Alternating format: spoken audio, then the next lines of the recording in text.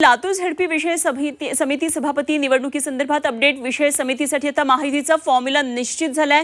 सूत्रांकडून माहिती गतीये भाजप आणि राष्ट्रवादीचा 2-2 असा हा फॉर्म्युला असल्याची माहिती सूत्रांनी दिली आहे। या समितीसाठी दोन्ही पक्षांनी अंतर्गत रस्सीखेच आता वाढलेली आहे, तर इच्छुकांकडून लॉबिंग सुरू आहे आणि नेत्यांची मनधरणी सुरू आहे। लातूर जिल्हा परिषदेत अध्यक्ष आणि उपाध्यक्ष निवडीनंतर आता विषय समिती सभापती पदांच्या निवडीकडे सर्वांचं लक्ष लागलेलं आहे। 4 समित्यांसाठी होणाऱ्या या निवडीमध्ये महायुतीत 2-2 सभापतींचा हा फॉर्म्युला ठरल्याची माहिती समोर येते।